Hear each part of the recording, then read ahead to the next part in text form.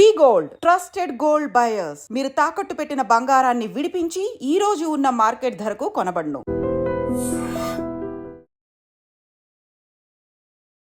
Welcome to our channel. బంగారం గురించి ఒకసారి చూద్దాం. భారతదేశానికి బంగారానికి విడదీయలేని సంబంధం ఉందనుకోవచ్చు, ఒక బంధం ఉందనుకోవచ్చు. ఒక రకంగా ప్రపంచంలో భారతీయులు వినియోగించినంత బంగారాన్ని వేరే దేశస్తులు వాడరు. మనమే ఎక్కువ గోల్డ్ మీద ఇంట్రెస్ట్ చూపిస్తాం. ఎందుకంటే ఆర్నమెంట్స్ కానీ యూసేజ్ ఎక్కువ చేస్తాం వేరే దేశాల కంటే, ఫస్ట్ నుంచి కూడా. ఇప్పుడు కానీ కొన్ని దేశాలు ఇప్పుడిప్పుడే కొన్ని చిన్నగా ఇన్వెస్ట్మెంట్ స్టార్ట్ చేసినాయి. కానీ పుట్టిన పిల్లల దగ్గర నుంచి పెళ్ళిడికి వచ్చిన ఆడపిల్ల వరకు ప్రతి వాళ్ళకి బంగారం లేనిదే ఏ శుభకార్యం కూడా ఉండదు కదా. సో అది మనకి సాక్షాత్తు లక్ష్మీదేవితో సమానం. సో డెఫినెట్గా అందుకని అందరూ బంగారం మీద ఇన్వెస్ట్మెంట్ చేస్తారు. ఏటా టన్నుల కొద్దీ బంగారం దిగుమతి అవుతూ ఉంటుంది ఇండియాకి. దేశంలో ఆర్థికంగా కుదేలైన మరేదైనా పెను సవాళ్ళు కూడా ఎదుర్కోవాల్సి వచ్చినప్పుడు ఈ బంగారమే సేవ్ చేస్తుంది అనుకోవచ్చు ఒక రకంగా. అందుకనే మనం ఎక్కువ గోల్డ్ కొంటాం. మనల్ని చూసి వేరే దేశాలు కూడా గోల్డ్ కొని రిజర్వ్ చేస్తూ ఉన్నాయి. అది ప్రభుత్వాలు కూడా నమ్ముతూ ఉన్నాయి. అందుకే గోల్డ్ అలా పెరుగుతూ ఉంది. భారత్ ఇటీవల ఏకంగా 100 టన్నుల బంగారాన్ని ఇండియాకి మనం ఆల్రెడీ కొన్ని వేరే లండన్లో పెట్టింది మనం వెనక్కి తీసుకొని వచ్చాం ఆ గోల్డ్ని. అట్లానే లాస్ట్ 3 months 4 months బ్యాక్ 74 టన్నులు మళ్ళీ మార్కెట్లో కొని రిజర్వ్ చేసాం. సో ఎక్కువ అవకాశం వచ్చినప్పుడల్లా ఎక్కువ టన్నులు మనం కొనుక్కొని రిజర్వ్ చేస్తున్నాం. అది ఎప్పుడైనా ఆపత్కాలం ముందు మనకి ఇదవుతుందని మన ప్రైమ్ మినిస్టర్ మన్మోహన్ సింగ్ కానీ పివి నరసింహరావు కానీ వాళ్ళు చేసిన ఇదిని బట్టి డెఫినెట్గా అది వాళ్ళు ఆ రోజున మంచిగా చేశారు. దానివల్ల చాలా ఇబ్బందుల నుంచి మనం బయటకు వచ్చాం. సో దాన్ని చూసి మనమే కాదు ఇతర దేశాలు కూడా ఫాలో అవుతున్నట్టుంది. అందుకే ఎక్కువ గోల్డ్ రిజర్వ్ చేస్తున్నట్టు అనిపిస్తోంది. అంటే బంగారం ధర 80,000 దాటినా కానీ కొనుగోలు మాత్రం ఆగట్లేదు. కంటిన్యూగా కొంటూనే ఉన్నారు. అవసరం కదా, అవసరమైనప్పుడు కొంటూనే ఉంటారు. అంతలా గోల్డ్కి డిమాండ్ ఉందనుకోవచ్చు ఒక రకంగా. అంటే షాకింగ్ విషయం ఏంటంటే బంగారు నిల్వలు అధికంగా ఉన్న దేశాల్లో పోలిస్తే భారత్ ఇప్పటికీ 7వ స్థానంలో ఉంది. గోల్డ్ నిల్వలో అగ్రరాజ్యమే. యుఎస్ఏ మెయిన్. వాళ్ళే తిరుగులేని రారాజుగా ఉన్నారు ఇప్పటికీ. 2024 సెప్టెంబర్ నాటికి అమెరికా వద్ద 8,133 మెట్రిక్ టన్స్ ఉన్నాయి బంగారం నిల్వలు. సో ప్రతి ఏటా మళ్ళీ పెంచుకుంటూనే ఉంటుంది.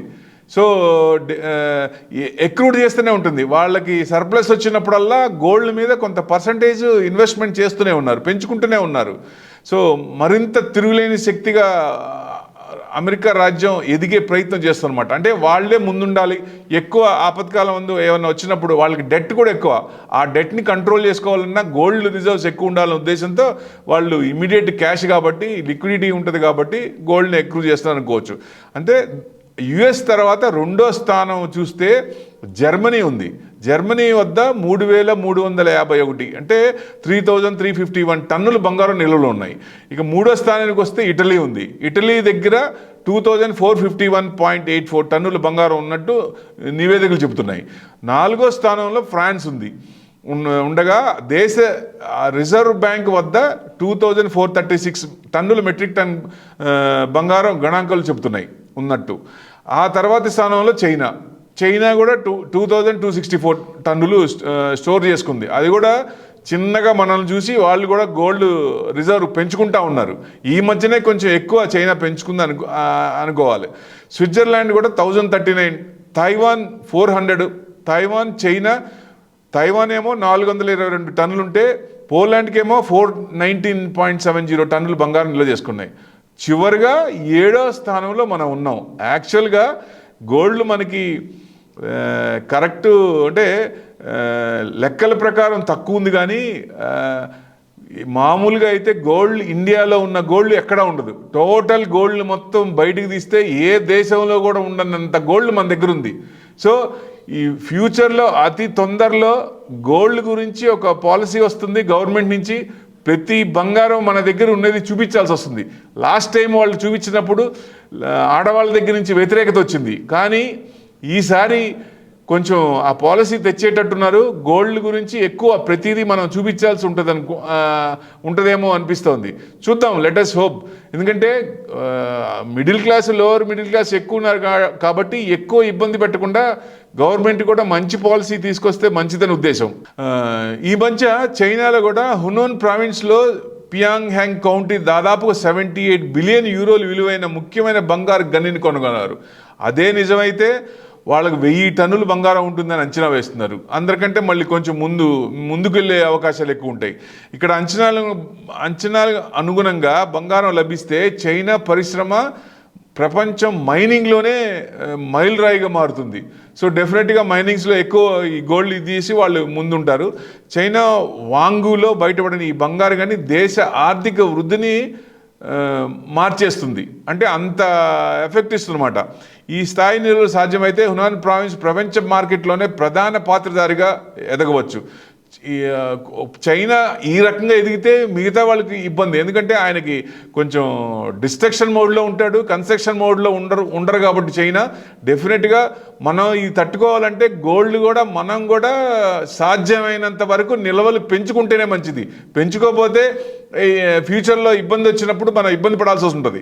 సో ఇట్లాంటివన్నీ చూసుకొని వాళ్ళు చైనా ఏం చేస్తుందో దాని ప్రకారం వాళ్ళకంటే ఎక్కువ మన దగ్గర కూడా గనులు ప్రయత్నిస్తున్నారు.